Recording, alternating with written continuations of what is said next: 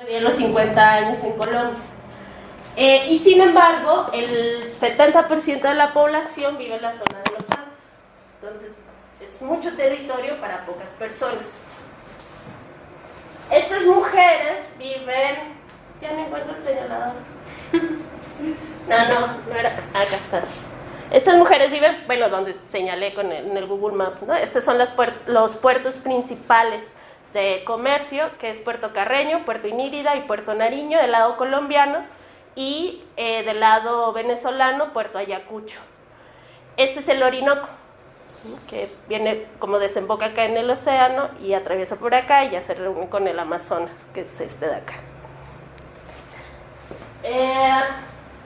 El resguardo de donde provienen estas mujeres se llama el Gran Resguardo Unificado Selva de Matavén, que está, ahora sí ya no sirve, pero es básicamente esta área entre Puerto Nariño y Puerto Inírida, toda esta parte verde. Y aquí no se nota bien, pero es importante. Aquí, esta parte de aquí es un caño central que la gente llamó el corazón de la salud, y ahorita les cuento por qué.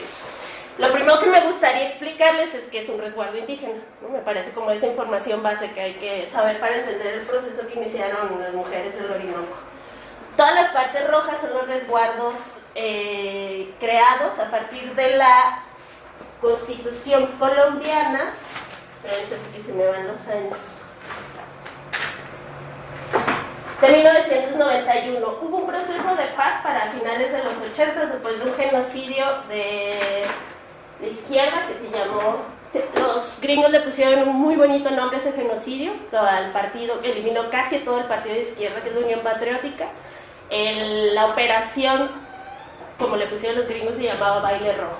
Entonces, se eliminaron casi todas las personas, hay un auge de los movimientos guerrilleros, y para finales de los 80 se inicia un proceso de paz que culmina con la entrega de las armas de la guerrilla del M-19. No sé si alguno de ustedes vio la serie de Netflix de Pablo Escobar. Pues ahí salen los del M-19, se lo perdieron porque era una guerrilla muy chistosa. Entrega las armas el M-19, el Ejército de Liberación Popular y la guerrilla muy indígena, el Quintín Lame, que deberíamos luego dedicar una sesión porque es buenísima como esa historia. Pero lo importante es que después logran, a través de esa constitución, reformar varias cosas básicas como de la estructura del Estado colombiano. Una de ellas es que se definen como una nación multicultural y pluriétnica.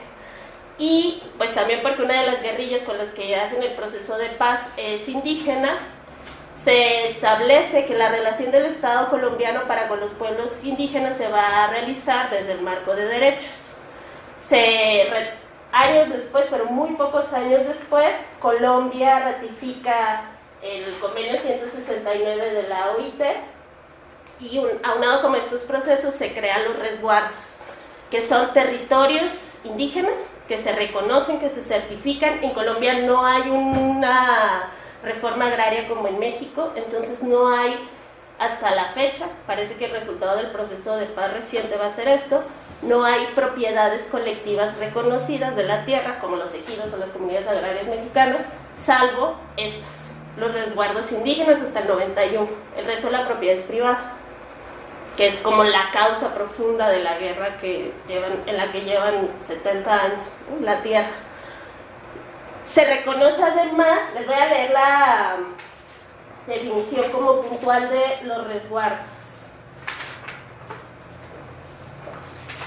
Es una institución legal y sociopolítica autónoma en la cual las autoridades tradicionales y los cabildos manejan, rigen y controlan políticamente y jurídicamente el territorio en función de sus derechos propios y sus costumbres. Es decir, que se reconoce que dentro de estos territorios hay una forma de organización social propia que descansa en algunas autoridades y en un grupo de autoridades a los que les llaman cabildos, y entonces cualquier actividad que vaya a suceder dentro de estos territorios tiene que hacerse a través de esas autoridades. Esto es relevante en temas de salud porque en el 93, me parece, sí, en el 93 el sistema colombiano de salud se reforma de manera tal que se conforma en un sistema de participación privada, en su mayoría, y muy poquitos espacios públicos. Les puse esto porque este es uno de los diagramas más sencillos para entender el desmadre que es el sistema de salud colombiano. Los cuadros rojos son aquellos que refieren a los tipos de salud, de servicios de salud a los que accede la población indígena. Hay dos tipos de servicios de salud, los público-privados y los privados, que son estos. Estos no los voy a explicar porque solamente llegan aquellos de la clase alta y sectores que pueden pagar, ¿no? Entonces nos vamos a concentrar en esta parte de acá. En el público-privado hay dos formas de entrar a este sistema. Tú pagas o recibes un subsidio que proviene de varios fondos, ¿no? O de impuestos. Cuando no tienes tú la capacidad de pagar, porque eres no eres una trabajadora o un trabajador que puede pagar por esos servicios de salud, entonces con esos fondos especiales y los impuestos se crea una cosa que se llama el FOSIGA, que es el Fondo de Solidaridad y Garantía.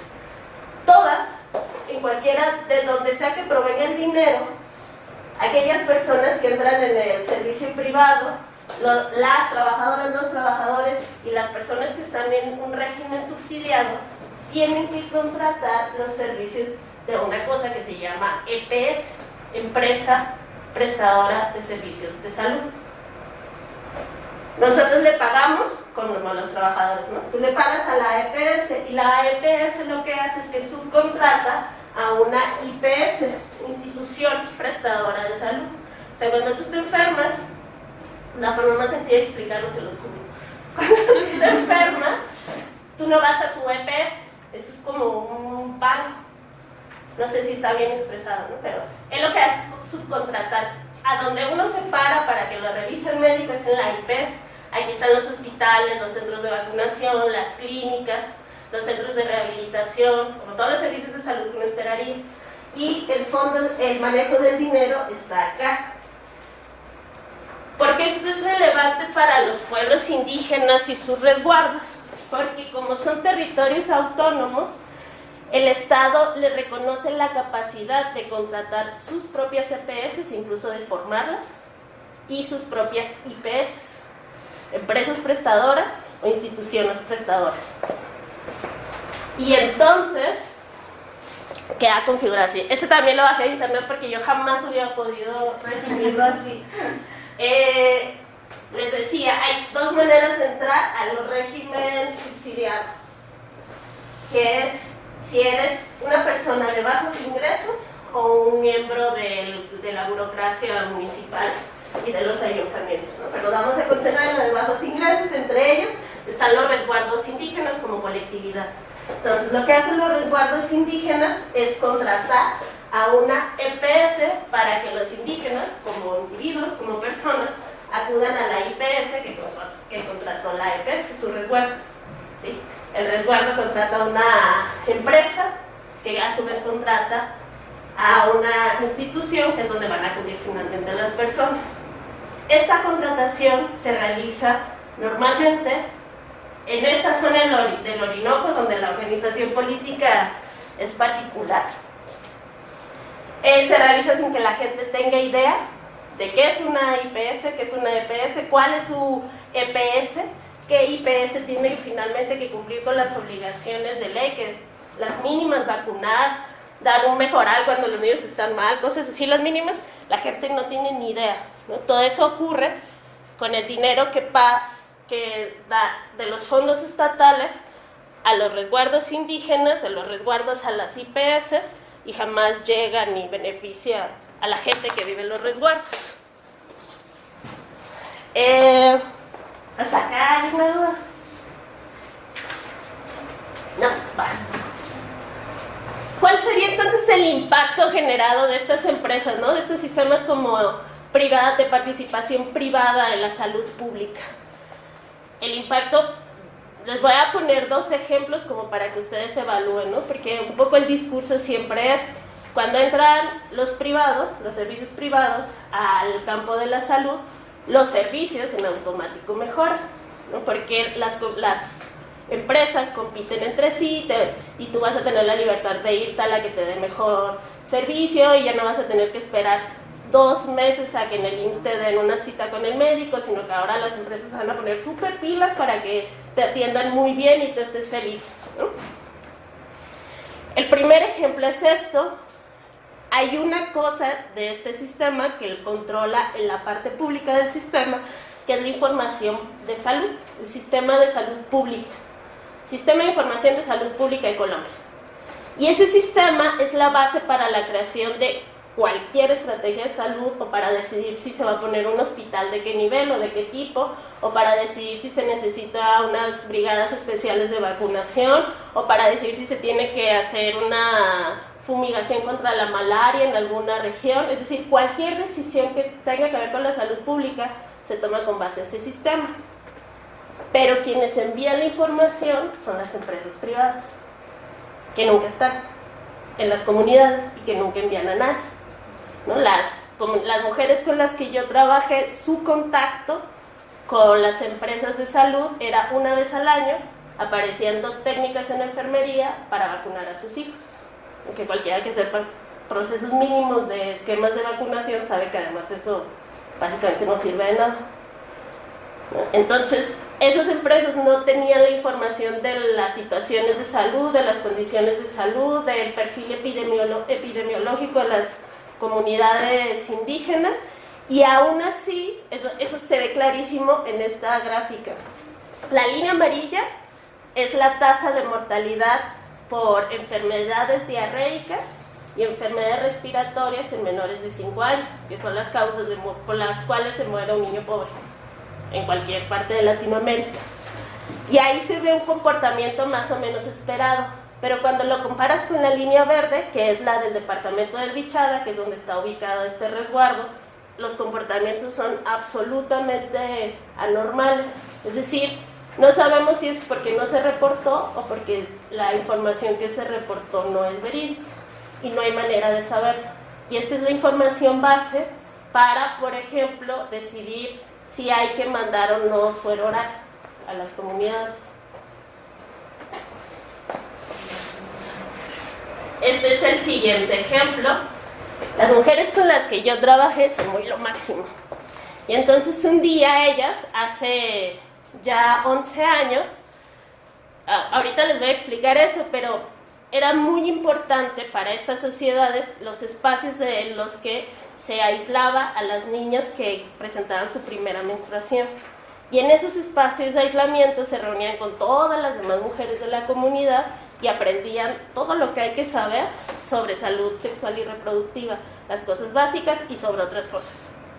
Esos eran espacios importantísimos que a principios de los 40 o 60, más bien durante toda la primera mitad del siglo XX, perdieron por distintas razones, sobre todo porque sus territorios comienzan a ser invadidos primero por caucheros y después por narcotraficantes en el sembradío de coca. Y una de las estrategias que encontraron estos grupos para sobrevivir fue convertirse a las iglesias evangélicas protestantes gringas, que enviaban a los misioneros y ellos funcionaban como un poco como escudo, ¿no?, del genocidio. Y de las primeras cosas a las que tuvieron que renunciar para poder sobrevivir fueron estas casas de encierro. Y entonces un montón de los conocimientos sobre la salud de la mujer dejaron de tener espacios de reproducción propia, y aún así se las arreglaron para compartir lo que les pasaba. Y en unas de esas se dieron cuenta que había varias mujeres, primero de unas aldeas y luego de un conjunto de aldeas, que presentaban un sangrado vaginal que no tenía nada que ver con la menstruación. No les parecía raro, y fue cuando contactaron a una antropóloga que coordinaba la fundación esta en la que yo trabajé, la Fundación Etnoyano, a la maestra Xochitl Herrera, y le dijeron que ella había conocido porque había trabajado con ellos en su tesis de antropología, ¿no? Entonces le comentaron: oye, tenemos muchas un sangrado. Comienza un proceso de capacitación que culmina en que las mujeres se dan cuenta que es un sangrado por heridas causadas por el virus del papiloma humano,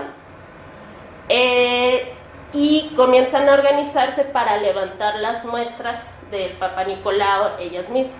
Y se capacitan, las capacita un médico ginecólogo súper chido, les da todos los materiales y con eso detectan y tienen un control como de infecciones de papiloma al interior de sus aldeas. ¿Cuál es el límite? Después de toda esta organización que incluyó, sobre todo como el rebelarse de manera muy organizada, porque había muchos de sus esposos, pues no les gustaba que hubiera espacios donde ellos no entraban, ¿no? De pronto las mujeres comenzaron a reunirse a hablar cosas de mujeres que están hablando de nosotros. Entonces hubo varios procesos de violencia, se presentaron muchas cosas y a pesar de eso, las mujeres lograron todo eso, ¿no? Y cuando detectaron casos, detectaron al menos 5 casos ya de heridas cancerígenas, se dice, ¿sí? Es decir, de mujeres ya que habían desarrollado cáncer en el cuello del útero.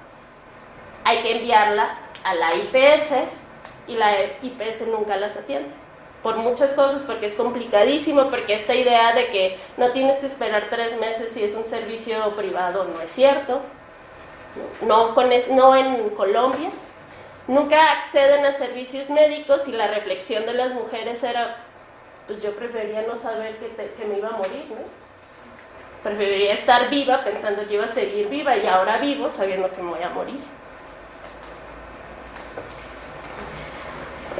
Entonces, esas eran como unas de las cosas que quería que consideraran para la reflexión, ¿no? Como, ¿qué dicen estos ejemplos sobre la intervención o la participación de las empresas privadas en servicios de salud, ¿no? Y en prestación de servicios de salud, especialmente para poblaciones vulneradas como estas, ¿no? Bien marginales, marginalizadas, ¿no? ¿Cuál ha sido la respuesta de las comunidades? Ellos tienen una condición un poco informal o más bien ilegal de doble nacionalidad, como viven en la frontera, justo en la frontera entre Colombia y Venezuela. En el 91 Venezuela emite una nueva constitución donde también se reconoce como Estado pluricultural, multicultural y cuya riqueza está basada en los pueblos indígenas.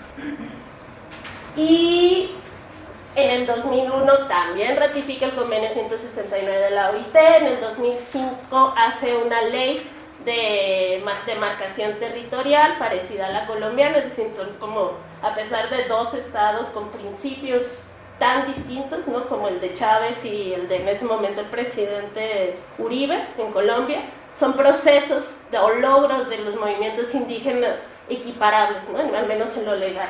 A diferencia de Colombia, en Venezuela se establecen cuotas mínimas en la Asamblea Nacional, hay gobernadores indígenas desde hace 10 años en los departamentos de Bolívar, Delta, Amacuro y Zulia, que son unos estados venezolanos, que ellos se llaman departamentos, han gobernado indígenas distintos, ¿eh? No es que una sola persona, como este cuento que nos cuentan de Venezuela, ¿no? Donde hay alguien aferrado al poder, ¿no? Sino con procesos democráticos ganan personas indígenas, quienes coordinan las secretarías de asuntos indígenas que están en todos los ministerios, es decir, como la traducción de nuestro sistema sería, en todas las secretarías de gobierno hay unas direcciones especializadas en pueblos indígenas y quienes coordinan esas oficinas deben siempre ser indígenas.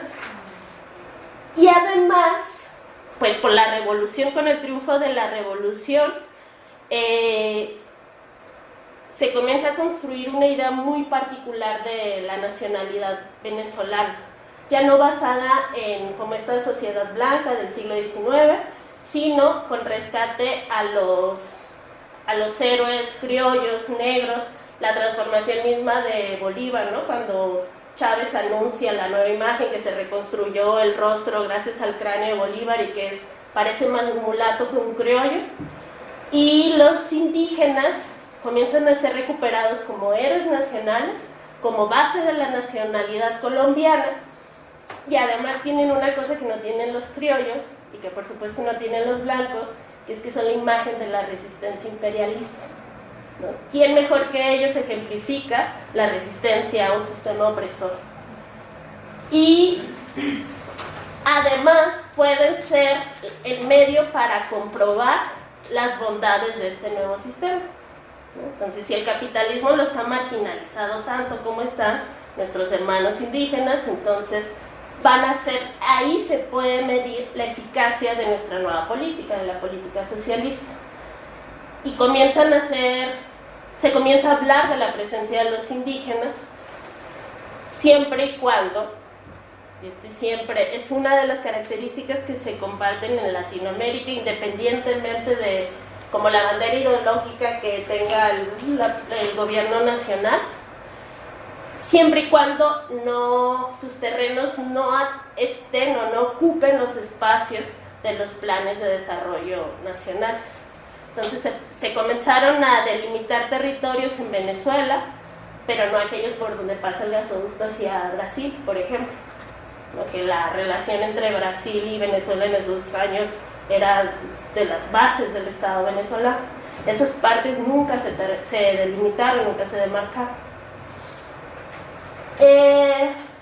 Y la respuesta, como les decía, como ellos son el termómetro del éxito, del fracaso de estas nuevas políticas, la respuesta fue crear muchos programas de atención a las comunidades indígenas, pero todos compartían la característica de que eran de transferencia de recursos, es decir, se daban alimentos, se daba comida, se daban despensas, se daban servicios médicos, se daban escuelas, se daban materiales de construcción, se construían casas, se construían carreteras para que llegaran a las demarcaciones indígenas, y nunca se preguntó. Eran programas que operaban a nivel nacional y entonces que no respondían a las particularidades regionales. Entonces nunca se les preguntó a ellos cómo querían esos materiales de casa, esa comida y esos medicamentos. Y esto tiene impactos que se pueden ver o sobre los que reflexionaron 10 años después estas mismas mujeres del Orinoco.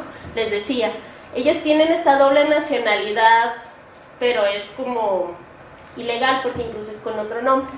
Lo que sucede es que la frontera, como muchos pueblos indígenas en México, las fronteras un poco no importan porque mi vecina, mi comadre, mi abuela, el papá de mi abuelo están del otro lado y siguen siendo mi familia, ¿no? Esas redes familiares son más importantes. Entonces, cuando comienza la política del Estado venezolano, de esta política benefactora de dar, pues lo más sencillo fue como llamarle a la vecina, a la comadre, oye, ven, inscríbete en la lista para que te llegue. Y entonces, solo que tenían que tener otro nombre para que se pareciera al del familiar o la amiga que te había hablado. Entonces tienen otro nombre, con otros papeles de identidad absolutamente legales en Venezuela, pero ellos viven en Colombia. Entonces comenzaron a recibir así gasolina y comida y materiales de construcción que les tocaban a las comunidades indígenas venezolanas.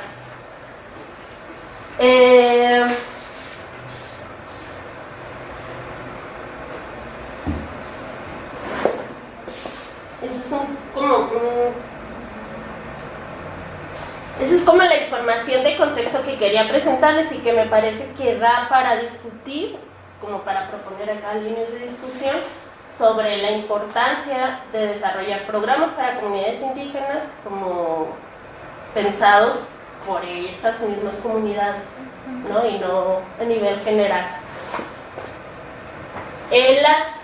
Yo trabajé ahí porque nos habían contratado para que hiciéramos un modelo de atención primaria, es decir, toda la manera en cómo deberían de articularse el sistema de salud para ofrecer servicios de prevención de la enfermedad, no de la atención, porque eso de la atención, como vieron, es una cosa que se mide con dinero, es de empresarios.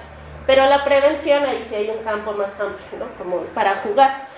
Y entonces nos pidieron que fuéramos a estas comunidades a ayudarles, a acompañarles, a facilitarles a las mujeres que ya tenían este proceso, 10 años organizadas alrededor de la salud, entonces tenían bien claro qué era lo que querían hacer. Y nos dijeron, tenemos que organizar 3 cosas. Uno, la prestación de servicios, ahí sí de atención a la enfermedad, ¿no? ¿Cuándo tienen que venir? ¿En qué temporada del año? Porque luego hacían cosas muy absurdas, como que mandan a las brigadas de vacunación en el periodo del año en el que es imposible entrar a las comunidades porque no hay por dónde. La selva creció tanto que no hay manera de entrar. Entonces decían, no, pues necesitamos decirles cuándo sí. La segunda cosa que querían hacer las mujeres, obviamente, era todo un área de educación en salud sexual y reproductiva para los niños y las niñas, ¿no? La lógica era, no queremos que ellas vivan lo que nosotros vivimos ya de viejas. Entonces, como atendámoslo desde chiquitos. Y el tercer componente era el de recuperación nutricional. Y entonces, lo primero que les preguntamos era, bueno, ¿qué es la salud? Hay una palabra para enfermedad, aquí viven 5 grupos indígenas distintos y todos tienen una palabra, un concepto para denominar, no un concepto, una palabra para denominar la enfermedad, ¿no? Traducible a nuestra palabra enfermedad, pero no tienen el de salud. Es decir, no hay una manera de decir estoy saludable, pero sí se puede decir estoy bien, sobre todo estoy feliz, estoy tranquila. ¿Sí? Esas son las maneras en cómo se refieren a la salud. Y tiene que ver, según les entendimos, con que esté presente todo esto a nivel familiar y comunitario. Territorio, control sobre el territorio, el consejo, que es la relación entre generaciones, ¿no? Que los niños puedan participar del día a día con los ancianos es importantísimo. Medicina tradicional, la familia, relaciones familiares como felices, tranquilas. Medicina institucional, que les parece un elemento básico para mantener el sistema de salud, el bienestar, y todo eso como equilibrado, ¿no? Que no le gane la medicina institucional a la tradicional, o que el consejo no esté por encima del valor que pueda tener la medicina institucional, sino que todo tenga una relación ahí de equilibrio. Eso es a lo que se aspira, no es tanto lo que sucede. Estas mujeres, como en respuesta a los procesos organizativos que tenían, la Organización Panamericana de la Salud, la OPS, junto con ellas construyeron un proyecto que era tener unas unidades de rehidratación para cuando los niños y las niñas tenían diarrea no se deshidrataran. Se llaman UROC, unidades rurales de recuperación oral. Y en esas UROC, pues dado que no había información básica para diseñar cualquier intervención de salud pública en estos lugares, comenzaron a pesar y a medir a los niños. Después de 3 años, que es cuando las mujeres nos piden hacer este proceso, estos son los datos. Les voy a poner acá los conceptos porque no sé qué tal les va con eso. Yo era una profunda ignorante de los diferentes tipos de desnutrición hasta que llegué con estas mujeres. En el comparativo histórico, que incluye el 2012, el 2013 y el 2014, se puede concluir, o sea, del peso y la talla de todos los niños de estas comunidades, se puede concluir lo siguiente: 3 de cada 10 niños y niñas menores de 5 años sufren de desnutrición aguda. ¿Qué es esto? 5 de cada 10 menores de 5 años, o sea, el 50% de esos niños tienen desnutrición moderada. Y que es el dato más alarmante, 7 de cada 10 niños y niñas menores de 5 años, el 70% de la población infantil de estas comunidades padecen de desnutrición crónica. Y les decía, esto es más importante, ¿por qué? Porque este tipo de desnutrición lo que es consecuencia de que la gente no tiene suficiente ingesta de nutrientes, los nutrientes más esenciales básicos. ¿Para qué? Para que el cuerpo se desarrolle, ¿no? Entonces, por eso no hay crecimiento. Este tipo de desnutrición también se conoce como retraso en el crecimiento. Los niños no crecen, no se desarrollan, y una vez que pasan los primeros 1000 días de vida, es decir, cuando llegan como a los 3, 4, 5 años, los efectos son un poco irreversibles. Entonces son niños que tienen, además de todo el contexto en el que crecen, social y político, son niños que tienen muy pocas posibilidades de desarrollarse bien. Y sin embargo, estos son los resultados como de las gráficas para que vean. Y sin embargo, las mujeres y las comunidades, especialmente cuando trabajábamos en grupos mixtos entre hombres y mujeres, entre padres de familia y madres de familia, no reconocían la desnutrición infantil como un problema sentido. Es decir, a ellos no les parecía que de todos los problemas de salud que estuvieran enfrentando los niños y las niñas, la desnutrición fuera uno de ellos. Y entonces nos preguntamos por qué, ¿no? Si los datos son clarísimos, el 70% de los niños tiene desnutrición y la tiene desde hace al menos estos 3 años que los han pesado y medido. Nos dimos cuenta que las instituciones de salud, incluso estos buenos proyectos elaborados junto con las mujeres y con la OPS, no les había compartido la información nutricional. Entonces las mujeres cada 3 meses llevaban a sus hijos y a sus hijas para que los pesaran y los midieran, y eso no tenía ningún impacto en sus vidas. Los pesaban y los medían y les decían, tu hijo pesa, no sé, ¿cuánto pesan los niños? 10 kilos y mide no sé cuánto debe medir un niño de 10 kilos. Y las señoras se iban con esa información y cuando regresaban les decían lo mismo y se iban, pero... Y todo eso ahora sí se reportaba en este Sistema Nacional de Información y los médicos decían, en el Orinoco sí hay un problema de desnutrición infantil importante, hay que contratar a la Fundación Etnollano para que vaya y construya respuestas, pero las mujeres no sabían, ¿no? Entonces cuando llegamos, hay una respuesta muy esperada en las comunidades rurales y las comunidades indígenas. Cuando uno trabaja la desnutrición, es que cuando les presentan los datos, dicen, es que las mamás no los cuidan. Esa es una de las respuestas más esperadas y tiene que ver con cómo se articulan y cómo se establecen los trabajos de cuidado, ¿no? Sobre todo a los niños y las niñas. Se espera que las mujeres lo hagan, sobre todo en sociedades que han tenido estos cambios organizativos como tan rápidos y tan profundos, ¿no? Les digo, las mujeres de pronto ya no tuvieron dónde reunirse a hablar de ellas. Comenzamos a trabajar con una metodología que se llama de participación, investigación, metodología de acción, participación, de investigación, acción participativa, algo así. Sí, ¿verdad? Investigación, acción participativa, que tiene que ver con generar procesos de investigación de las comunidades sobre sí mismas, para que la información no se quede en manos de los expertos, sino en manos de las comunidades. Y los expertos o las personas que están a cargo de esas investigaciones, lo único que hacen es inventar formas para que se generen conocimientos y espacios de reflexión en torno a esos conocimientos. Y mientras trabajamos en distintos talleres donde teníamos esas metodologías, llegamos a construir este cuadro, que ya está muy estilizado, que es el que les mandé, ¿no? Este era un árbol de problemas, que es una herramienta muy básica donde uno dibuja un árbol y dice el tronco es el problema.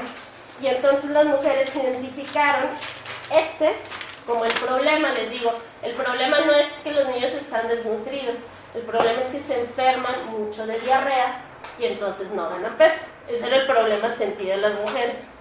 Y comenzamos a hablar, bueno, ¿qué es lo que explica que haya tantas diarreas?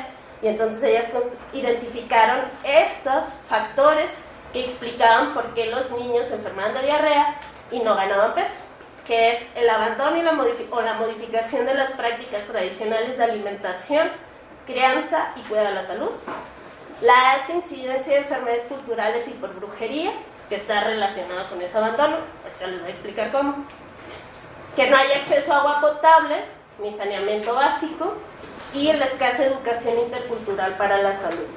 Y después de eso ellos identificaban consecuencias que no vamos a revisar, por eso les di la hoja para que se lo revisen si les interesa después. Identificaban como en este abandono y modificación de prácticas de alimentación una fundamental, que era que habían dejado, no sé si así fue, pero así se lo explicaban las mujeres. Decían, nosotras dejamos de cultivar comida porque teníamos comida. El Estado colombiano no tenía ninguna participación en subsidios o en alimentación para con estas comunidades, pero el lado venezolano sí les daba comida. Y entonces comenzaron a consumir la comida que les llegaba, que era arroz, harina de maíz con las que se hacían como gorditas, así como las gorditas de café, que venden por el pasito. Son arepas. Hacían arepas fritas con azúcar, les llegaban galletas, les llegaban leche, ¿no? Productos lácteos. como más o menos los desayunos escolares del DIF, ¿no? Que son galletas y leche, que es lo que llega a los niños pobres aquí en Chihuahua. Y entonces las mujeres dejaron de cocinar y con el tiempo las mujeres que eran las madres de los niños que nosotras pesábamos y medíamos se dieron cuenta que ellas crecieron sin reconocer estos espacios de cultivo en los que están hablando las mamás de ellas y las abuelas. Y entonces para ellos eso fue un shock, porque una de las actividades era, cuéntanos qué tienes, ¿no?, sembrado en el espacio. Ellas siembran en unos espacios que les llaman conucos, que serían milpas, pero no son milpas, porque las milpas es todo el sistema, ¿no? Pero estos son conucos. Entonces ahí siembran yuca, que por eso les puse el video al principio, que es donde están las mujeres sacando el tubérculo de la tierra, esos son los conucos. Y entonces las abuelas y las mamás hablaban de unos lugares donde había 30 especies distintas de frutas. Y las mujeres jóvenes se voltean a ver y decían, están locas, no es cierto, nomás hay yuca, ¿no? Y las abuelas, no, es que así es ahora, pero nosotros, o sea, ellas mismas comenzaron a pensar, esos espacios son rarísimos. Se dieron cuenta, porque las abuelas y las mamás comenzaron a, también como en este shock de, ay, ¿qué pasó, no? Se dieron cuenta que antes los niños se los llevaban todo el día a los conucos y que mientras ellas trabajaban la tierra, los niños y las niñas consumían todas las frutas silvestres y cultivadas ahí. Y entonces de pronto dijeron, uy, nuestros niños no están comiendo eso. Ya ni siquiera las silvestres, ellos habían dejado de cultivar, pero además los niños habían dejado de recolectar, porque las mamás habían dejado de llevarlos a los conucos, pues porque los niños ahora tenían escuela. Y entonces pasaban el día en la escuela. Se dieron cuenta que los esposos, como ya no iban a los conucos con ellas, porque ahora se dedicaban a pescar, se dedicaban a ir a Venezuela por la gasolina que se les subsidiaba. Estas son comunidades que no tienen acceso al trabajo, y entonces a lo que se dedican es que la gasolina, que en ese tiempo seguramente ya no es así por la crisis económica por la que atraviesa ese país ahora, les dan gasolina, que era el medio, o sea, el único medio de transporte en esta zona son las lanchas de motor, y entonces tener gasolina es poder moverte. Lo que hacían era que lo recogían allá y lo revendían más caro en Colombia. Eso se dedicaban a traficar gasolina, y entonces los hombres ya no estaban yendo a los conucos, y entonces nadie estaba cazando, son sociedades cazadoras, y entonces de pronto había muchas plagas, pero las plagas son como venados o puercoespín, ¿no?, que llegaban a los conucos y se comían todo lo que había ahí, menos la yuca. La yuca no se la come ninguno más que los humanos, porque ellos encontraron la manera de hacerla comestible. La yuca es venenosa cuando no pasa todo el proceso que vieron ustedes cuando la señora exprimía y rayaba y eso. Entonces, como los animales no saben hacer eso ahora, antes sí, pero ahora no, no podían comer yuca y fue lo único que sobrevivió. Es decir, comenzaron a hablar un montón de cosas y a darse cuenta todo lo que habían cambiado en 20 años, pues porque habían dejado de tener los espacios de cultivo que eran, y ellas ni siquiera habían caído en cuenta que los habían dejado de tener y todas las implicaciones que eso tenía. Y se dieron cuenta de algo que decía Dagoberto en el video, que era, los hombres ya no estamos haciendo lo que necesitamos hacer para que hagan el amiable, que es tejer los cestos. Los hombres habían comenzado a hacer otras cosas, a trabajar en otras cosas, y entonces las herramientas de cocina, el cuidado de los niños a lo largo del día, porque los hombres ausentaban, la preparación de los alimentos, conseguir la carne, que era muy difícil para las mujeres, todas esas responsabilidades que antes eran compartidas por hombres y mujeres, de pronto estaban todas en manos de las mujeres. Entonces se dieron cuenta que había también ahí un abandono, una modificación en las pautas de crianza y de responsabilidad, y que eso causaba enfermedades culturales y brujería, que era la explicación número 1 de la diarrea infantil. Voy a tratar de ser muy rápido porque les digo que es mucha información. Las enfermedades culturales y por brujería tienen básicamente dos fuentes. Este es un mundo donde les dije ahorita, antes los animales también preparaban yuca, porque también tenían casas, porque también tenían lanchas, y también tenían escuelas, y también tenían conucos, y todo lo que tenemos los seres humanos Antes los animales también tenían todo eso y no había diferencia, todos éramos todos. Algo pasa, como en el tiempo mítico, en donde hay ahí una separación y de pronto todo el mundo se da cuenta que es distinto. ¿No? Quien nos lo explicaba a nosotros, que es un profesor que ahora es muy famoso, que se llama Eduardo Viveiros de Castro, es que es justo a la inversa de lo que nosotros pensamos como la humanidad. Para nosotros antes las especies vienen de una misma y se van diferenciando. Ahora para ellos es exactamente a la inversa, todos éramos humanos y algo sucede en el tiempo que para nosotros antes todos éramos iguales y nos vamos diferenciando, ¿no? De la misma célula en el mar salen todas las especies. Para ellos antes eran todas las especies y algo sucede y ahora todos somos humanos cuando nos podemos ver como humanos, que eso es lo que hace la diferencia. Entonces cuando un jaguar, este es uno de los ejemplos clásicos para explicar eso, cuando un jaguar está comiendo una presa y tiene así el hocico así lleno de sangre y las patitas todas llenas de sangre, qué bonito. Lo que está haciendo es echarnos un taco o un burrito como lo haríamos nosotros, y nosotros lo vemos como un jaguar porque nos puede comer, ¿no? Pero él nos vería como nosotros vemos a las hormigas, que son como medio insignificantes. Es un poco así. Y lo que sucede con la brujería es que hay personas que pueden transitar entre esta perspectiva y otra. No pueden ver el mundo como jaguares, que son los más poderosos, o pueden ver el mundo como guacamayas, ¿no? Que por eso los chamanes o los médicos para la curación luego se ponen plumitas, ¿no? Porque lo que están haciendo es poniéndose el traje de guacamaya para ver el mundo como guacamaya. Y entonces hay brujos que luego andan por el campo con su traje de puercoespín y un ser humano los caza.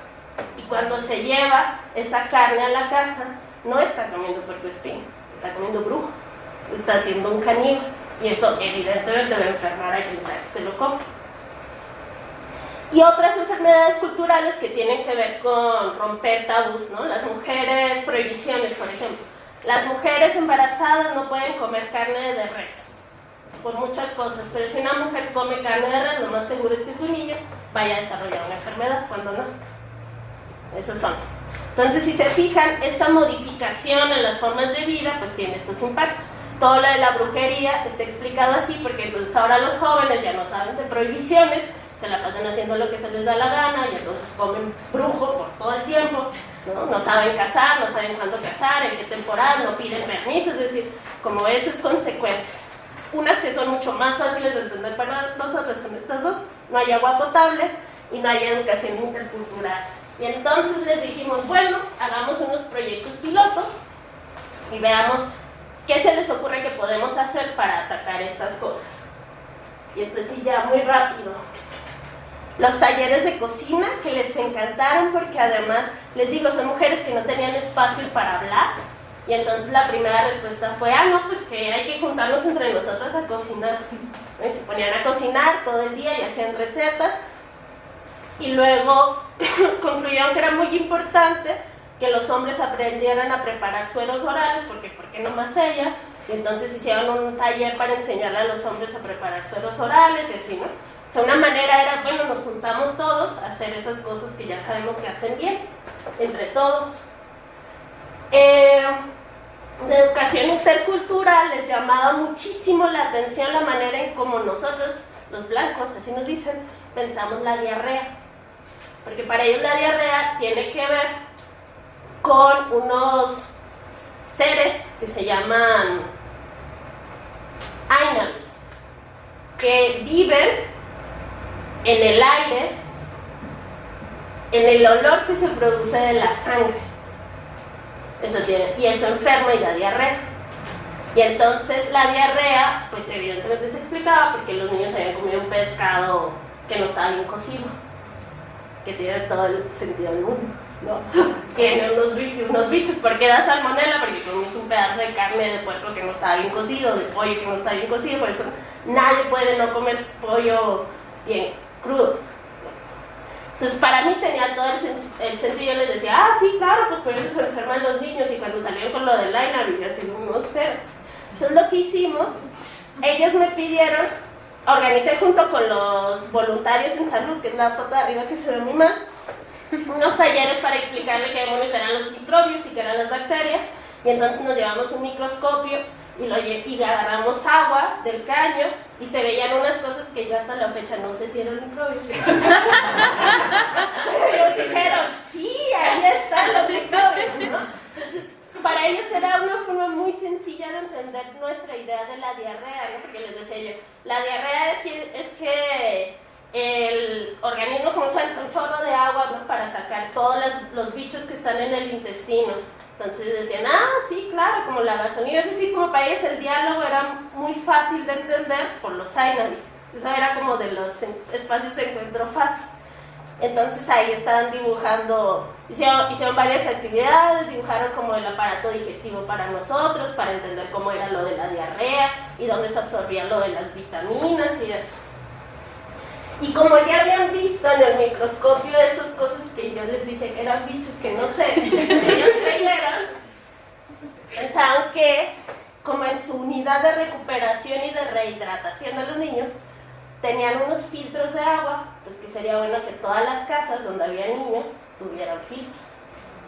Y entonces conseguimos los filtros, hicieron un taller cómo armarlos y cómo mantenerlos limpios, cómo darles buen mantenimiento, cada cuánto se tenían que cambiar las pilas, que son los filtros, cómo aprendieron a usarlos y se los llevaron a su casa.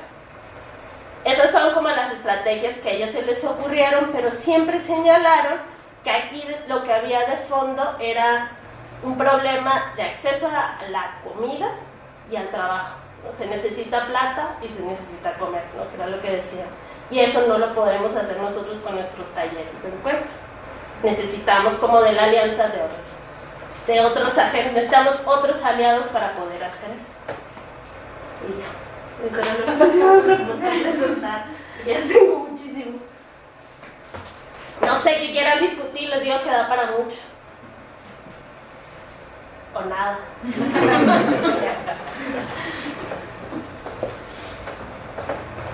Tenemos buen tiempo para la plática. Ajá. Yo me quedé un poco con la duda de en qué contexto, ¿cómo se dice? ¿Qué era? Valle, selva. Sí, es que yo no expliqué eso. Pensé explicarlo, pero nunca lo expliqué. Ellos están en esta parte de transición entre el pastizal y el Amazonas. Entonces están en las comunidades Sicuani que están más al norte, es de pastizal, que comienza como gradualmente a convertirse en selva, pero una selva chaparrita, porque el Amazonas son unos árboles de 40 metros, estos son chiquitos, como de 20. Y son que anden así, es plana. Como dicen los antropólogos que caminan, pues que tienen, digamos,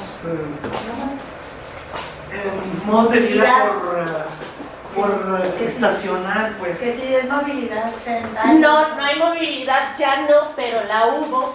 Yo trabajé estos como estrategias piloto, se desarrollaron en comunidades Piaroa, que están sobre el río Orinoco, en la parte selvática, y que esos siempre han sido selváticos. Entonces tienen una dieta selvática y son los que más tienen esta noción que el jaguar, y las anacondas. Hay unos animales que no se comen, que son sus abuelos, que son los delfines rosados. Es decir, estos, tú los ves y dices, esto es el Amazonas, ¿no? Toda la literatura antropológica sobre el Amazonas ellos la contaban. Y en cambio, los que estaban sobre el río Vichada, más hacia la zona de pastizal, esos eran los Sicuani, que son los del video primero, los de la Meábal, y esos son más pescadores. Eso de los dueños del bosque, de las cosas como de los peces y de los brujos no los convence tanto, y ellos sí se mueven, porque ellos son como más de pastizales, ¿no? Todo el siglo XX estuvieron en pastizales, hasta que la cosa y la expansión del ganado los hizo refugiarse en esta parte donde no había... La expansión del ganado es por políticas gubernamentales, supongo.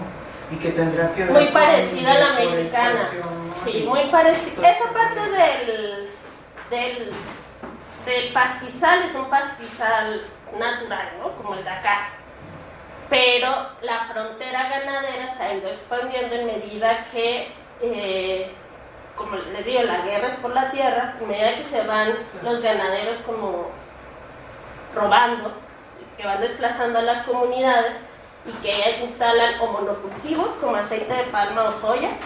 Todos aquellos vegetarianos que están salvando el mundo tienen que saber que de ahí viene la soya que comen, todos los productos de soya, ¿no? De todo este desplazamiento de comunidades campesinas. Y entonces la frontera ganadera se va expandiendo poco a poco, destruyendo los ecosistemas que están ahí, que se pueden recuperar. Es como la parte 1. Pero entonces los Sicuani se mueven, pero no se mueven estacionalmente o a lo largo del año, sino por familias. Son un grupo que les gusta vivir en familias nucleares.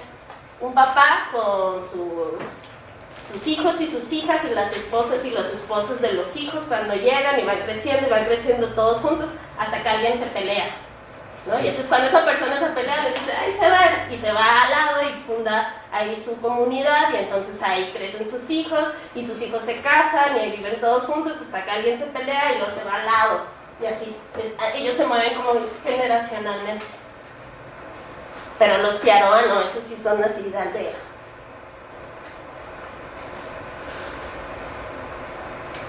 ¿Qué más? Bueno, supongo que en Venezuela, por lo menos con la revolución, ya la salud es más parecida al modelo mexicano, ¿no? Universal y gratuita. Sí. Esos son de los servicios a los que acceden los indígenas, que estos que les digo que se cruzan, que también son venezolanos. O sea, acceden a servicios, pero yo nunca entendí por qué no les gustaba ir a los servicios de atención. A los de vacunación sí, como los de prevención de la enfermedad sí, que los operaban no equipos venezolanos sino cubanos en esta parte del Amazonas. Pero a los de atención dicen que los trataban muy mal, que no les daban buena medicina, que los hacían esperar muchísimo y eso, entonces no iban a atenderse.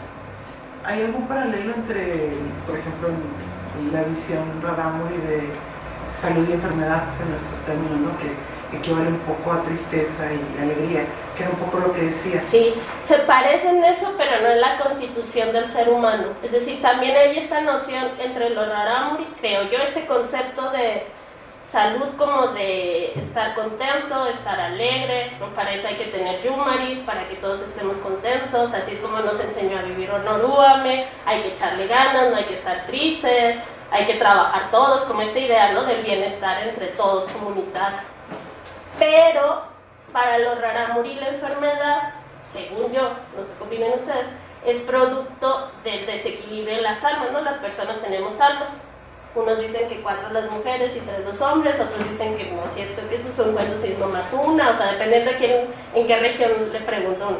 Pero las personas estamos constituidas por almas, que es aliento de Onorúame. Y la enfermedad se explica, la enfermedad, la borrachera, el orgasmo, como todos esos eventos corporales se explican porque las almas se salen.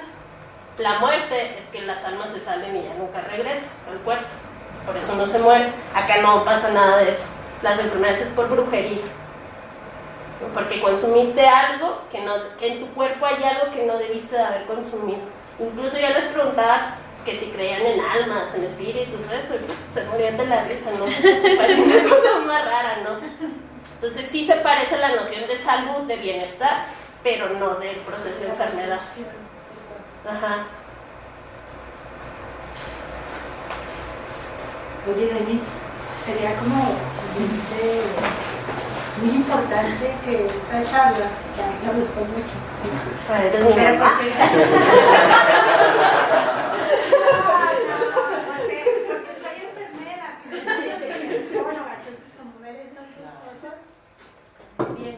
Pero sería bueno que esta charla la dieras al personal de salud. Concreto. O sea, porque tienen la noción de la atención primaria muy desde el esquema epidemiológico y no lo tienen. Bueno, y decir que las condiciones de nutrición infantil y decir que las condiciones de muerte materna, decir todo eso que lo tenemos aquí en la Tarahumara. Entonces, creo que sería muy útil que se diera eso en salud para la atención primaria, porque no le van a dar el ancho con los índices de nutrición que hay, porque no toman en cuenta esa parte de que el programa de atención primaria en salud se debe construir desde las comunidades, con las comunidades, y que debe de incorporar a todos los sectores, género, generación, etc. Es que yo ahora que estaba revisando como la información para presentarlo, me movió mucho porque efectivamente los índices de desnutrición infantil en la Sierra Tarahumara son terribles. Peores que aquí. Sí, son peores que los que les presenté acá. Son terribles, incluso como esta idea que tenemos de que Chihuahua es un estado pues no tan jodido, ¿no? Como los de Guerrero, esos están bien jodidos, ¿no? Y los de Chiapas y los de Oaxaca. Es importante saber que la Sierra Tarahumara es la región indígena del país con menos desarrollo en población indígena y con el más alto índice de mortandad infantil. O sea, muchísimos niños indígenas que viven en los municipios de la Sierra Tarahumara no llegan a los 5 años de vida. En ninguna otra parte del país, de las regiones indígenas, sucede eso. Y además, para los que no me conocen, yo trabajo en el gobierno del estado. Y entre las cosas que yo diseño, por ejemplo, son programas en donde decimos, no, pero es que ya no estamos incorporando votos, ¿no? Las personas ahora ya no son electores, sino que son beneficiarios del desarrollo y no sé qué. Y entonces damos transferencias de alimentos, ya no despensas, pero sí maíz y frijol, y de materiales de construcción. Entonces, cuando yo revisé esto dije, estamos como un poco en lo mismo, que las mujeres me explicaron allá que no había estado chido de lo que había sucedido en Venezuela, como que de pronto dije, estamos en lo mismo. No, como si no, si fue como un... Oíndote, toca pensarlo. A mí me tocaba también trabajar en evaluar, por ejemplo, programas de peso y talla. Tampoco soy nutrióloga. Entonces, si ya iba alguna chica nutrióloga me estuvo ayudando, me explicó las tablas y todo eso, y me fue a entender, pues. Pero ciertamente, como tú dices, sí hay. No encontré en lo que yo revisé nutrición bien. Todos estaban en moderada a crónica, pues todo lo que nos tocó. Pero lo que más me impacta, que lo vi y que tú lo estabas diciendo, es esta visión o esta noción de no percibirlo. De no percibirlo. Entonces yo me pregunto mucho por qué, pues, y supongo que tiene que ver con esta, no sé, con lo que le llaman la indefensión aprendida, pues el no tener en el imaginario que hay una posibilidad de estar en mejor nivel de salud, pues, y que eso es muy grueso. No sé, yo lo que aprendí aquí es que el acceso a educación para la salud es básico. Nosotros no nacemos sabiendo qué es la desnutrición, sino que lo aprendemos porque tenemos acceso a esa información. Pero el nivel de salud sí. O sea, ¿perdón? El nivel de salud lo puedes detectar a través de muchas respuestas que tiene tu organismo. Entonces sí hay algo que es como el límite básico de lo que tú puedes tener como noción de salud, de bienestar en el cuerpo. Y cuando se rebasa y no lo percibes, es a mí donde me llama la atención, pues. Sí, no sé si te estoy entendiendo, pero se parece como cuando nosotros mismos nos comienza a doler la rodilla y no hacemos nada durante meses, ¿no? Como que nos acostumbramos a vivir, no está hablando de mí. Como con el dolor de rodilla. No sé si es como eso, o el dolor de cabeza y no haces nada. O la depresión, ¿no? Como, no sé, te voy a decir por qué, como pienso yo que tiene que ver con acceso a la educación. Para nosotros era evidente que ahí había un problema de desnutrición infantil y las mujeres nunca estuvieron convencidas de eso y siempre dijeron, no, pues es que si hay niños flaquitos pues es porque llevan 3 meses con diarrea, que cae todo el sentido. Entonces dijimos, bueno, pues por ahí trabajemos y vemos lo de diarrea y salió todo esto. Y a la par, un día que estábamos viendo, no sé si conozcan las tablas en las que se va registrando el desarrollo infantil, que es una curva, es una curva de desviación estándar. Entonces tiene en el centro una línea en donde si te acercas te pareces más como a la media, y si te alejas, pues si te alejas para abajo quiere decir que estás más como desnutrido, y si te alejas para arriba quiere decir que estás como en el sobrepeso. Y entonces de pronto las mujeres dijeron, pues es que eso parece un río. Y se nos ocurrió, en esos momentos así brillantes de trabajo de campo, que son todos muy importantes, que hiciéramos como esas mismas tablas de medición con la forma de un río, y en las orillas, que eran estos extremos peligrosos, las mujeres dibujaron a los Ainabi, a los brujos, a las serpientes, a todo lo que causaba enfermedad, y entonces los niños eran unas lanchitas que tenían el nombre de los niños. Entonces los íbamos pesando, íbamos pegando, ¿no?, la lanchita en donde quedaba. Y a lo largo de 3 sesiones, porque esto fue como un año de trabajo, ¿no?, entonces tuvimos 3 registros trimestrales, de pronto dijeron, ay, el niño ya tiene un montón en la orilla, ¿no? Quiere decir que aquí hay un problema de salud, ¿no? Los otros decían, mira, una cosa que fue muy bonita fue que había unos gemelos, uno de ellos se alimentaba con leche materna y el otro no, porque siempre había rechazado la leche materna. Y entonces la mamá pudo comparar la diferencia entre qué tan en el centro del río estaban o tan cercano a la enfermedad de los 2 niños. Y se pusieron a pensar como que eso de la leche materna sí hace diferencia, ¿no? Pero tiene que ver con eso, o sea, como con esa herramienta que desarrollaron, que ya tuvo sentido para qué se pesaba y se medían los niños para ellos, ¿no? Que ya era información que ellas podían analizar, y que sin saber leer ni escribir ni saber de números, porque eso tiene un marcador, ¿no? 0 es el centro, -1, -2 o 1 y 2, ¿no? Entonces, sin saber de números, porque no tenían formación en aritmética, les hacía mucho sentido que si uno va en una lancha, pues iba a ir en el centro del río. Como esas, y ahí ya comenzaron a pensarse, uy, los niños que no se pueden amamantar, que rechazan el seno, que tienen seno brujeado, les digo que tú eres brujería, que tienen el seno brujeado, entonces pues no los estamos alimentando bien, porque si los estuviéramos alimentando bien estaría igual que su hermano. Entonces, yo como que creo que nada es problema hasta que no tienes acceso a la información que te permite verlo, y que tienes espacios en donde te encuentras con otra gente y discutes eso, ¿no? Y entonces eso ya comienza a tener sentido. Pero no sé.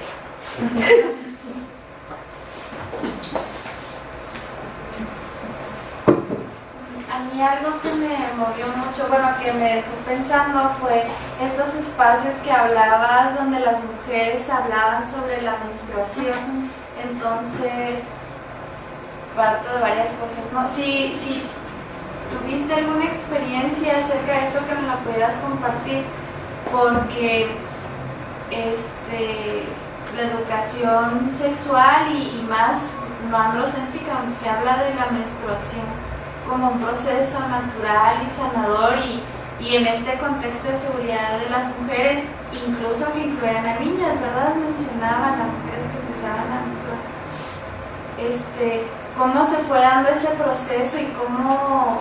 Yo creo que es un gran reto, porque a mí, que me ha tocado acompañar a niñas y a niños indígenas víctimas de violencia sexual, es un reto para las personas que acompañamos entender como toda la idiosincrasia que conlleva los cuerpos, por ejemplo, con las niñas y los niños rarámuris a las que yo acompañé. Los genitales tienen el mismo nombre cuando eres niña y niño, hasta cuando las niñas tienen su primera menstruación, o pasa el susto, que le decían que dentro de la misma comunidad decían, es que tarde o temprano te va a pasar el susto, entonces les advertían a ellas como que tarde o temprano van a llegar a violarte, pero pues es parte de... Entonces, para nosotras fue un reto acompañar a las niñas y a los niños cuando no se parte de esta educación sexual, de, por ejemplo, los nombres de los genitales, o cuando, como estas etapas de la educación sexual, Entonces, que tú nos pudieras compartir cómo fue este proceso con la menstruación, si se hablaba de una edad reproductiva o qué implica para las niñas y los niños, porque como ya nos ha tocado compartir en diferentes espacios, parece ser que no hay esta etapa que tenemos los chavos, que es la adolescencia, que es lo que nos prepara. Entonces, te puedo pasar todo el informe sobre salud sexual y reproductiva para eso, pero tienes que contemplar una cosa: no se parecen a los taromadas en la idea de cómo piensa en el cuerpo. Entonces, si les digo, algo que causa enfermedades es eso que vive en el olor de la sangre, imagínate que es la menstruación. Entonces la menstruación es algo que puede enfermar. Por eso los encierros eran tan importantes, porque es una etapa en la que corre peligro la mujer que está menstruando, pues esos días, pero además las personas que están alrededor. Y entonces el encierro, todas las prohibiciones como eran importantes por eso. ¿Qué sucede ahora? Que no hay encierro, pero sí se mantiene un montón de prohibiciones alimentarias. Por ejemplo, hay muchas cosas que las mujeres que menstruan no pueden comer, y de higiene. Las mujeres que menstruan se tienen que bañar solas en los primeros rayos del sol. O sea, esto realmente son muy laxos con eso, ¿no? Pero a eso es a lo que se aspira. Antes de que bajen todos los niños y niñas a bañarse para ir a la escuela, pues para que el río se lleve como esas cosas. De preferencia que no se bañen los primeros 2 días y ya después sí. Y es decir, como tienen un montón de prohibiciones que son muy distintos a los rarámuri en ese sentido. Lo que sí es que estos eran súper liberales. Seguro les gustaba ese libro del libro negro de la izquierda, no sé cómo se llama, que van a presentar. Tenían una idea como de, cuando yo les dije, listo, vamos a hacer el curso de educación sexual para niños y niñas, yo me imaginaba para los que estaban en la secundaria, y ellos dijeron, sí, ¿cómo le vamos a hacer con los de kinder? Y yo digo, espérense. Entonces, para ellos era un proceso que tenía que comenzar desde el kinder, o sea, desde los 4 años, porque los contenidos era un sentido como la educación sexual mucho más amplio, que entonces había que comenzar a trabajar la importancia de la solidaridad y del respeto. Ustedes son súper pro, para ellos eso era de los contenidos básicos en la educación sexual, que eso tengo mucho que aprender nosotros, ¿no? Del consenso nunca se habla, pues como eso no está en nuestros contenidos. Y ellos sí, y entonces había que hablar sobre el respeto, la solidaridad, la importancia de hacer caso, la importancia, y esto te va a gustar, de que los niños identificaran redes de apoyo. Entonces decían, para los 5 o 6 años el niño tiene que saber cuál de los adultos de la comunidad le puede ayudar, para qué cosa, ¿no? Y entonces proponían, no, pues que hagan una carta donde ahí dibujen al que le puede ayudar si se calla, al que le puede ayudar si quiere ir al baño, al que le puede ayudar si se quiere bañar. Sí, tenía como unas ideas, pero lo raro, güey, sí, eso sí, no. sí, Ellos son súper reservados, ¿no? Con eso. Yo nunca he trabajado algo así. Yo he trabajado como prácticas de crianza, y lo de la educación sexual jamás ha salido a conversación. En los 10 años que yo tengo ahí echándote, güey, nunca han hablado de eso, sobre cómo educar a los niños al respecto. No, son súper reservados. son retos. La SODAVI, sin ser experta, pero yo estuve trabajando algún tiempo con hombres y mujeres.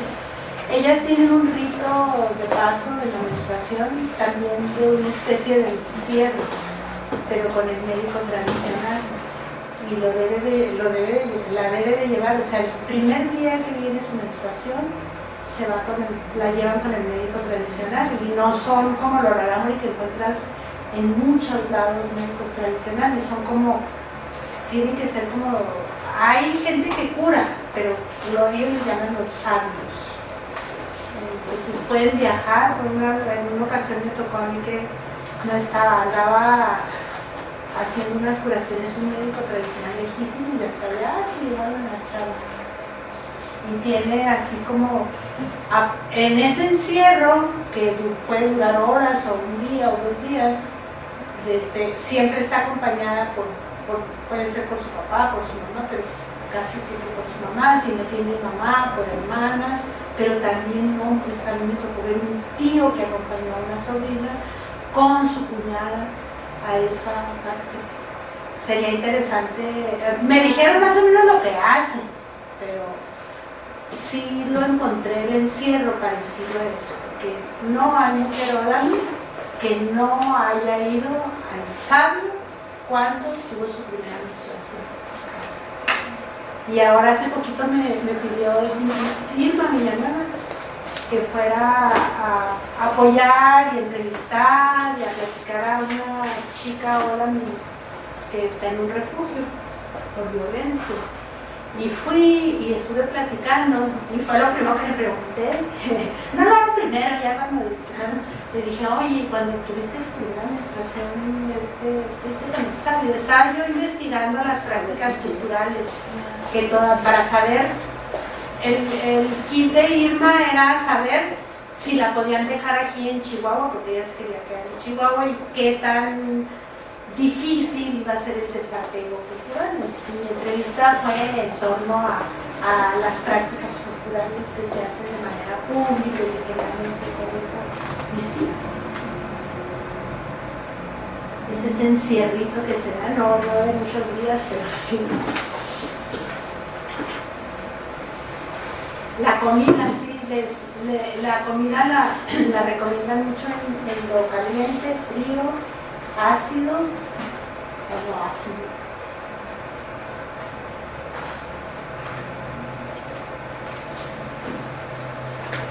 En términos de una relación entre las instituciones o las organizaciones civiles no indígenas con los pueblos y comunidades indígenas en torno a salud, un poco lo pienso por lo que mencionaste sobre la investigación de acción participativa que ustedes desarrollaron. Me salen así, me revolotean preguntas en torno a eso. Sé que es complejo, son muchas dimensiones, pero por ejemplo, ¿tú qué potencial le darías a la investigación de acción participativa como para abrir nuevos campos? ¿O qué elementos crees que serían clave como para avanzar en mejorar esta relación? Y digo relación porque no necesariamente buenas prácticas en salud tendrían que involucrar a gente externa a las comunidades. Sí. A eso me refiero. Y sobre todo tú que ahorita estás en la Secretaría del Estado, a lo mejor trabajando temas o no cercanos, ¿le has dado vueltas al asunto sobre cómo mejorar esta relación con los indígenas, o sea, civil, Estado, en torno a salud? La segunda parte no sé. La primera pregunta, a mí lo que me gusta de esta como perspectiva metodológica es el principio. No siempre se logra y no siempre funciona como uno lo espera, pero el principio, ¿no? La investigación sirve para la gente. A mí eso me parece fundamental. La investigación, si con eso se levanta información que después nosotros podemos hacer una tesis, dar una charla en Chihuahua, escribir un artículo, hacer un reporte para la Secretaría de Salud, pues qué chido, pero aquí lo principal es que se movilicen los recursos para que la gente tenga el espacio para reflexionar. A mí eso me parece como un principio que me gusta y me motiva, ¿no? El conocimiento tiene que ser para ellos. Eso me gusta mucho. No sé qué tanto potencial tiene para otras cosas. Me parece que sí implica que las investigadoras asumamos de manera muy abierta y muy honesta los compromisos políticos que tenemos. Que no se trata, por ejemplo, en el caso específico de la antropología, que en la antropología entonces ya no se trataría de comprobar modelos interpretativos, ¿no? Como mi experiencia acá no tiene tanto que ver con clasificar estos, que si son perspectivistas o no, que si la relación que tienen, o que si el desarrollo, o que el Freire la armó cuando pensó lo que pensó. Es decir, como de eso no se trata de ellas y de ellos y de cómo se están pensando, ¿no? Y de las complejidades que eso representa también para mí, o de los cuestionamientos, porque mi noción de la salud pública en Venezuela, o mi preconcepto en tanto que era operada por los cubanos, que son los que yo conocía, parecía que todo tenía que estar chidísimo. ¿no? Entonces cuando yo me escucho a las mujeres hablar de lo que hablaban, eso fue como uno de los primeros choques. Y me pareció, porque lo vi, porque en este caso funcionó, como una herramienta súper útil si a ellas les permitió comparar el desarrollo de 2 niños, ¿no? O comparar, darse cuenta como, ay, ¿qué pasó? Que ya no comemos lo mismo que comí cuando yo era niño. Eso me parece muy importante. Y lo segundo,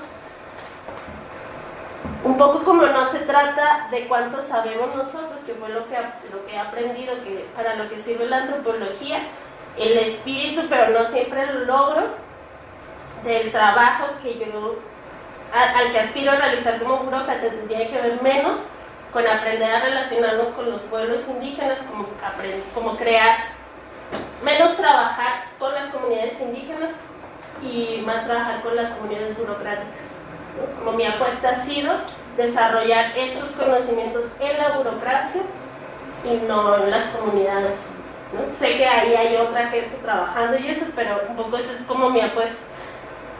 Trabajar con el personal de salud y no tanto directamente con las comunidades, como que lo que yo aprendí con estas mujeres sirva a algo a quienes organizan los programas de salud. Es un poco a lo que aspiro, pero siempre es difícil trabajar en la burocracia. Me parece un poco, no sé si contestas. Sí.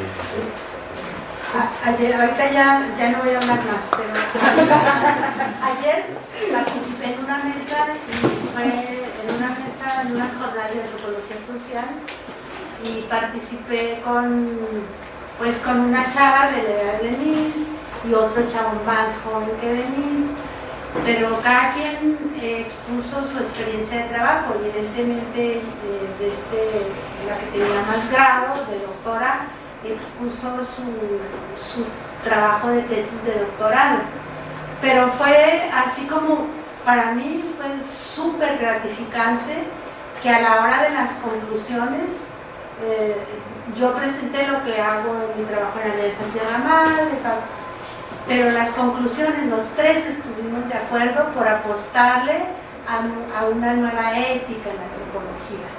¿Por qué? Porque una tesis era de una ONG que con el espíritu de conservación de mucha lana, intentaba ponerles a la gente dónde conservar y no tomarlos en cuenta. Y la tesis y bueno, finalmente estaba sirviendo para un capital conservacionista, pero finalmente un capital externo que tiene sus intereses fuera de México. La tesis de Claudia era sobre pescadores, entonces cómo la dinámica de los pescadores y la regulación de la pesca y todo eso no se da ya a pequeña escala, ¿no? Sino está determinada por transnacionales. Entonces, al concluir, a mí se me hizo súper chido concluir que una joven y un joven egresados de la Escuela de Antropología llegaran a esa reflexión de la ética en la antropología. A la hora que vas a trabajar, por ejemplo, ahorita que las mineras están queriendo antropólogos para que les contraten, no ceder, ¿no? Decir que no perder el rumbo y hacer una crítica y decir. Pero para mí fue una sorpresa porque ellos están, Claudia está metida en la academia, Pedro anduvo ahí medio ovejero y aquí está increíble. O sea, no he emprendido los todo el mundo. Sí, me gustó mucho eso. Hay todavía unos 10 minutos más y creo que caben unas 2 o 3 preguntas o comentarios adicionales.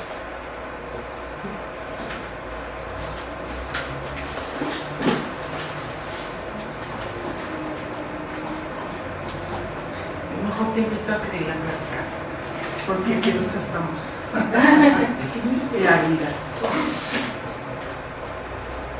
Sí, quiero ir a Cuba. Sí, también. Pues se fueron ganas y cada uno que se presentaron esas charlas en Chile.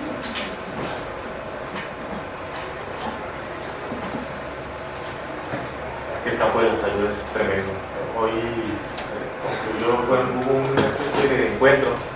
Alex Drick, algo así, una persona de origen, un investigador de inicios del siglo XX, que anduvo por acá, húngaro, y que fue de los pioneros como en los rollos de antropología física relacionada a salud, en parte de Estados Unidos y noroeste de México. Entonces le están haciendo un encuentro, ya es el tercero que se hace. ¿Cómo son números? Ándale. Y hoy fue una conferencia magistral. Una conferencia magistral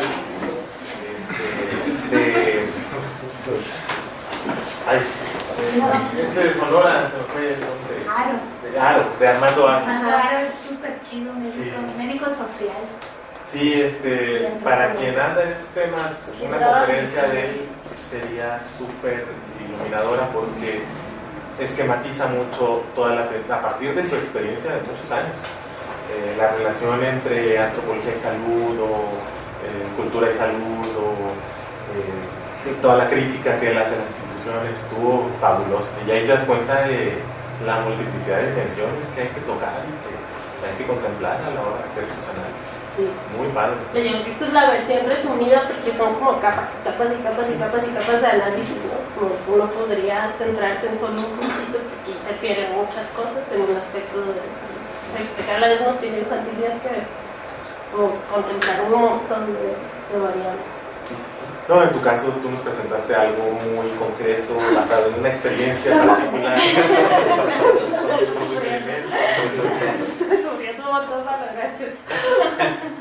Pero eso es fundamental como para partir de algo y irnos siguiendo el hilo, ¿no? A otras situaciones. Y, por ejemplo, comenzar a comparar con nuestro contexto. Sí, y da. Pues no sé, ¿alguna otra participación? Bueno, pues les agradecemos mucho. Todavía las sesiones van a continuar este año. De hecho, vamos a tener un periodo muy activo de sesiones. La siguiente es con Miguel Manuel Parra de Bogotá, quien presenta de este martes al siguiente, también en este mismo lugar. ¿Qué dónde será? Toda la problemática territorial. Que también son muchas las broncas, ¿no? Pero sí tratamos de aterrizarlo en la parte territorial. Y sobre todo una historia actualizada, porque ya se ha hablado bastante de la primera etapa, pero últimamente han ocurrido cosas que contarnos. Y posteriormente tendremos la segunda parte de la presentación de Ceci, Anita Ceci. ¿Se podía por partes?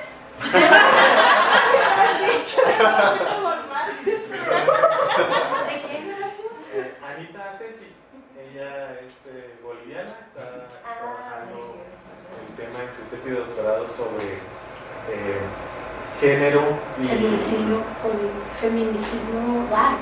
comunitario. Sí, en comunidades ayudadas en Bolivia. Acaba de hacer, de hecho la anterior fue de ella, pero sí me pidió que la dividiéramos en dos porque era mucho. Si tienes todavía tienes que contar, bienvenido a esta segunda parte. Transmitiéndolo. Así en vivo ya no, lo que estamos haciendo es pasarlo a audio y subirlo a internet. La fidelidad es mucho mejor y estamos teniendo muchos problemas con transmitirlo. ¿Y lo tienen en internet lo de la charla, lo de la web? Sí. Tenemos todas, casi todas grabadas, incluso en video. Así que nada más que el camarógrafo no vino hoy, anda fuera del país. No puedo entrar a esta sesión, pero está en audio también para que la compartan con quienes gusten y no haya podido, ¿no? Muy bien. Pues, muchas gracias.